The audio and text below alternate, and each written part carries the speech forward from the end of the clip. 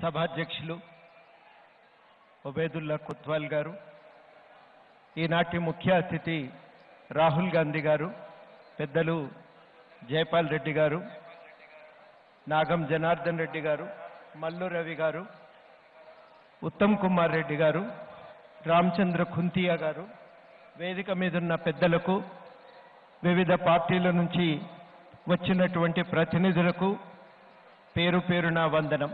మీ అందరికీ పేరు పేరున వందనం. ఇక్కడికి వివిధ తండాల నుంచి వచ్చేసిన అక్కా చెల్లెళ్లకు, ఇక్కడికి వచ్చిన పెద్దలకు, వివిధ గ్రామాల నుంచి ఇక్కడికి చేరుకున్న మీ అందరికీ పేరు పేరున వందనం. కొడంగల్ ఒక కొదమ సింహం వల్లే తెలంగాణ కోసం కొట్లాడి, ఆ రోజు ఇక్కడ ఏ పార్టీ పెద్దగా లేకపోయినా, నాయకత్వం బలంగా లేకపోయినా, మామూలు యువకుల నేతృత్వంలో ఎక్కడికక్కడ ప్రజలు కదిలి తెలంగాణ రావాలని ఆరాటపడ్డారు. తెలంగాణ వస్తే చాలునని ఎన్ని దెబ్బలు తిన్నా, ఎన్నిసార్లు లాఠీ చార్జ్ జరిగినా ఒక్క అడుగు కూడా వెనకకేయకుండా ఈ ఉద్యమంలో పాల్గొన్నారు. అందరికి కూడా ఒకటే ఆశ, కృష్ణా నదీ జలాలు మన పొలాలను తడుపుతాయని, మనం పూణేకు బొంబాయికి పోయే బతుకు ఆగిపోతుందని, ఇక్కడనే మనం బతుకుతామని, మన పిల్లలందరికీ నౌకర్లు వస్తాయని మనం ఆ రోజు ఆశపడ్డాం. నిజంగానే కృష్ణానది పెద్ద దూరం ఏం లేదు. ఈడబడ్డ ప్రతి బొట్టు కృష్ణానదిలకే జారుతుంది. ఆ కృష్ణానదిలో కూడా కర్ణాటక నుంచి నీళ్లు మోసుకొని వస్తుంది. కింద పడ్డ నీళ్లు తక్కువే, చేరే వరద తక్కువే.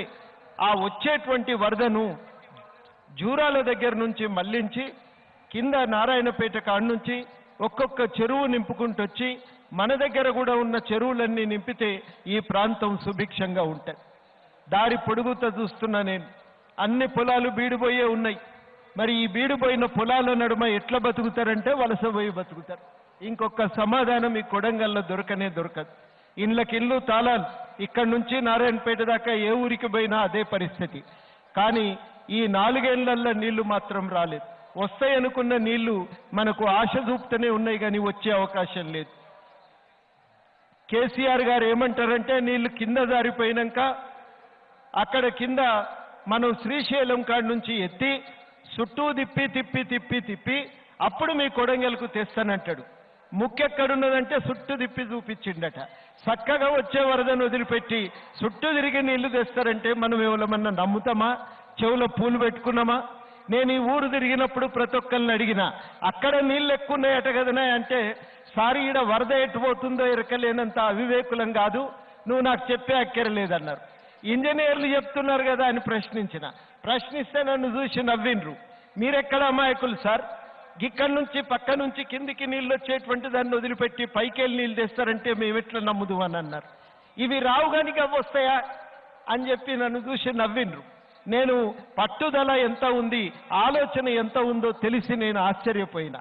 అంత చైతన్యం కలిగిన కొడంగల్కు అన్యాయం జరగటానికే వీల్లేదని మేము కూడా గట్టి పట్టుదలతో ఈ ప్రాంతానికి నీళ్లు రావాలి, ఈ పాలమూరు రంగారెడ్డి ఎత్తిపోతల పథకాన్ని యథాతథంగా అమలు చేయాలని అనేక ఆందోళనలు చేసినాం. ఏ ఒక్క ఆందోళనకు కూడా ప్రభుత్వం స్పందించలేదు. కాబట్టి మాకు ఆలోచించిన తర్వాత అర్థమైన విషయం ఏంటంటే, కాంట్రాక్టర్ల జేబులు నింపటానికి ప్రాజెక్టుల డిజైన్లు మార్చిండ్రు కానీ మన బతుకులు మార్చడానికి ప్రాజెక్టులు కడతలేరనేది అర్థమైంది. అది అర్థమైన తర్వాత ఒకటే నిర్ణయానికి వచ్చినాం, ఈ ప్రభుత్వం ఇంకా ఉండటానికి వీల్లేదు, ఇది దిగిపోవలసిందే. పరిపాలన చేసే నైతిక అధికారం ఈ ప్రభుత్వానికి లేనే లేదు. ఆయన ఎట్లాగూ నడవంత్రానే దిగిపోయిండు, మళ్ళీ పిలిచి మనం పట్టం కట్టవలసిన అవసరమే లేదు అని ఒక నిర్ణయానికి వచ్చినాం. ఇవాళ మనమందరం కలిసి ఒక కూటమిగా ఏర్పడ్డాం. పీపుల్స్ ఫ్రంట్ దాని పేరు, కాంగ్రెస్ ఉంది దాంట్లో, తెలుగుదేశం, అదేవిధంగా Communist Party of India CPI, Telangana Jana Samithi అందరం కలిసి ఉన్నాం, ఐక్యంగానే ఉన్నాం. మీరేవో అనుమానాలు ఎవ్వరూ పెట్టుకోవలసిన అవసరం లేదు. అందరం ఒక్కటే ఆలోచనతో ఐక్యమైనం. ప్రజలకు మంచి చేసే కార్యక్రమం, తెలంగాణ వస్తే ఏం జరుగుతుంది అనుకున్నామో అది సాధించుకునేటువంటి ఆలోచనతో, కేవలం ఒక్క ఆలోచనతో. ఆ ఆలోచన ఏంటిదంటే తెలంగాణ ప్రజల బతుకులు మారాలి, తెలంగాణ అంటే కేవలం ఒక కుటుంబం కాదు. తెలంగాణ అంటే ఇక్కడ నివసించే 4 కోట్ల మంది ప్రజలు. ఆ 4 కోట్ల మంది ప్రజలు మారాలి, బతుకులు మారాలనే ఆలోచనతో ఒక కార్యక్రమం తయారు చేసుకున్నాం. ఆ కార్యక్రమం కోసమే ఐక్యమైనం. ఈయనెందుకున్నాడు ఆయనెందుకున్నాడు అని అన్నారు. తెలంగాణ అప్పుడు అందరం కలిసి కొట్లాడలేదా? గొంగల పురుగునైనా ముద్దించుకుంటామని చెప్పి అనలేదా? ఇవాళ కూడా అంతే. తెలంగాణ అభివృద్ధి కోసం అందరం కలవాలనుకున్నాం, కలిసి నడుస్తున్నాం. అది మీరందరూ కూడా అర్థం చేసుకోవాలని నేను కోరుతూ, మేమొస్తే ఏం చేస్తాం 2 మాటలు చెప్పి నేను ముగిస్తా. మేమొస్తే 2 లక్షల రుణమాఫీ జరుగుతుంది, రైతుల గిట్టుబాటు ధర దొరుకుతుంది, కొడంగల్ ప్రాంతానికి పాలమూరు రంగారెడ్డి పథకాన్ని పూర్తి చేసి నీళ్లు ఇస్తాం. ఇక్కడి నుంచి తాండూరు వికారాబాద్ దాకా నీళ్లు పోవటానికి అవకాశం ఉంది. చదువుకున్న యువకులకు ప్రభుత్వ ఖాళీలు భర్తీ చేస్తాం. సంవత్సరంలోగా 1,00,000 ఉద్యోగాలు భర్తీ అవుతాయి. ఉద్యోగాలు రాని వాళ్లకు నిరుద్యోగ భృతి 3,000 రూపాయలు దొరుకుతుంది. ఇంకొక మాట కూడా మేము చెప్పవలసింది ఏమంటే, తప్పనిసరిగా ప్రతి ఒక్కరికి ఇక్కడ ఐటీఐలు పాలిటెక్నిక్ల ద్వారా శిక్షణ, ఓ మంచి పని చేసుకునే అవకాశం, చిన్న చిన్న వృత్తులు చేసుకునే వాళ్ళకి ఫైనాన్స్ కార్పొరేషన్ పెట్టి సహాయం చేస్తాం, మార్కెట్ కల్పించే ప్రయత్నం చేస్తాం, గృహ పరిశ్రమలను పెంపొందిస్తాం. అన్నిటికంటే మించి అన్ని ప్రాంతాల్లో కూడా చిన్న పరిశ్రమలను తీసుకొచ్చి బతుకుదెరువు అవకాశాలను కల్పిస్తాం. కానీ ఒక్క మాట చెప్పాలి, విపరీతంగా డీజిల్ రేట్లు పెరిగిపోయినాయి, పెట్రోల్ రేట్లు పెరిగినాయి, మనం ఆగమైపోతున్నాం. ట్యాక్స్ 50 పైసలు ఉంటే పెట్రోల్ రేటు 50 పైసలు ఉన్నది.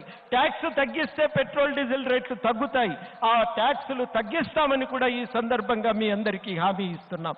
ఇంకొక మాట ఇప్పటి వరకు మన దగ్గర టెలిస్కోప్ పద్ధతిలో కరెంటు బిల్లు ఉండేది. 100 యూనిట్లు అయితే ఒక రేటు, 100 దాటితే ఇంకొక రేటు ఉండేది. ఇప్పుడు కేసీఆర్ ఏం చేసిందంటే 100 దాటి 1 యూనిట్ అయినా 100 నుంచి 200 వరకు ఏ బిల్లు ఉంటుందో ఆ బిల్లు వేస్తున్నాడు. ఇక మీదట అది ఉండదు.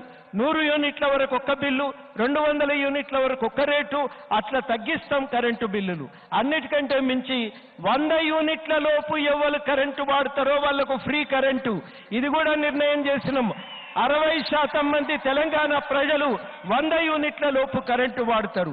ఉచితంగా విద్య, ఉచితంగా వైద్యం, ఇవన్నీ చేసుకోవటానికి కాంట్రాక్టర్ల జేబుల్లో చేరుతున్న పైసలు మనకు గనక ఉపయోగపడితే ఒక మార్పు సాధ్యమే. ఆ మార్పు కోసమే ఇవాళ పీపుల్స్ ఫ్రంట్ నిలబడ్డది. కాంగ్రెస్ పెద్దన్న పాత్ర, మేమందరం క్రియాశీలకంగా ఉంటాం. ఆఖరిగా ఒక్క మాట నేను చెప్పదలుచుకుంది ఏంటంటే, మాటలు ముద్దుగానే చెప్తున్నారు కానీ అమలైతే అని అనుమానం రావచ్చు. ఖచ్చితంగా ఒక మాట చెప్తున్నాం, ఈ అమలు దగ్గర కూడా మేమందరం బాధ్యత తీసుకుంటాం. రేపు మన గవర్నమెంట్ డిసెంబర్ 11కు వస్తుంది. రాగానే ఈ అమలు కోసం ఒక ప్రత్యేక డిపార్ట్మెంట్ పెట్టి దాంట్లో మేము అన్ని పార్టీల వాళ్ళం భాగస్వామ్యం, నేను కూడా భాగస్వామ్యం తీసుకొని దగ్గరుండి చెప్పినవన్నీ అమలు చేయించడానికి ప్రయత్నం చేస్తా. మా గత చరిత్రను చూసి మమ్మల్ని విశ్వసించి ఈ పీపుల్స్ ఫ్రంట్ని గెలిపించాలి, భారీ మెజారిటీతో గెలిపించాలి. ఇంతవరకు ఫామ్ హౌస్ లో పడుకున్న కేసీఆర్ గారిని మళ్ళీ ఫామ్ హౌస్ కే పంపాలని మీ అందరినీ కోరుతూ, కొడంగల్ ప్రజలందరినీ కోరుతూ, జై తెలంగాణ. మరి మీ నియోజకవర్గంలో అత్యంత ప్రీతిపాత్రుడైనటువంటి రేవంత్ రెడ్డి గారు పోటీ చేస్తున్నారు. వారిని కూడా అత్యధిక మెజారిటీతో హస్తం గుర్తుకే ఓటు వేసి గెలిపించాలని కోరుతూ సెలవు.